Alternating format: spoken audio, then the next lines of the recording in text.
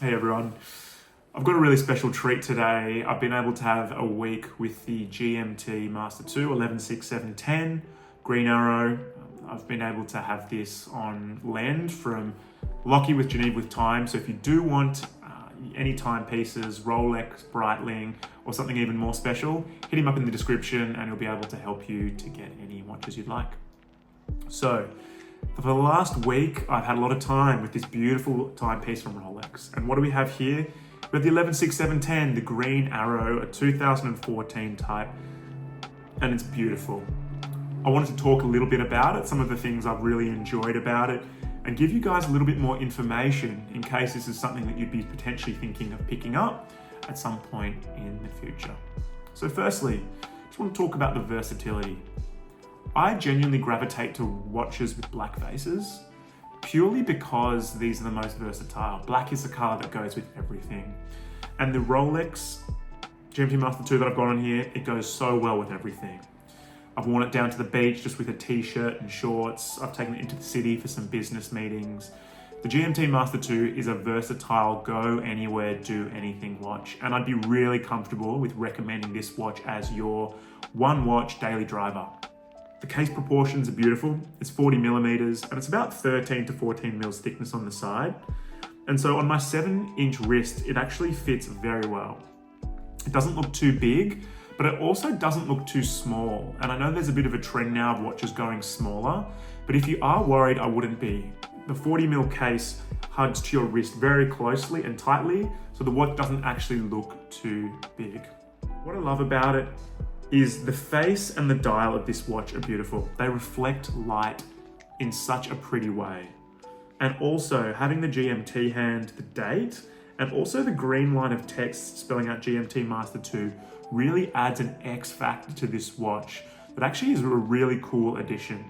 Not only does it help you to understand time zones around the world, but you can actually measure 3 time zones on one watch. I know that we often have apps that we can do that now. We can just do a Google search for that now. But back in the day, this was a very important tool for pilots all around the world. A couple of other things that I've really enjoyed about this watch is its timeless design. This watch just looks great. I have a Submariner, a no date 114060, and it feels the same to have on the wrist. It feels strong, it feels powerful, and it just goes so well with everything. It's something that is a physical object that is just a pleasure to own. The glide lock clasp was manufactured perfectly. Just the way that the bracelet sort of tapers down to the case just looks fantastic. The clasp as well, it means it's never gonna open. I really love the build quality and design of this. Now I know that the GMT Master 2 does actually have an update that came out I think earlier this year, which is called the Bruce Wayne or the Batman, not the Batman or the Bruce Wayne. I would actually say if you're in the market and you're trying to save money, I would recommend getting an older version.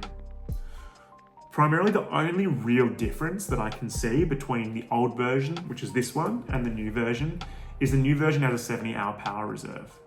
However, as someone who only has 1 to 2 watches, I don't actually need 70 hours. 38 hours power reserve is plenty for me to not have to worry about winding it or charging it or continually resetting the date.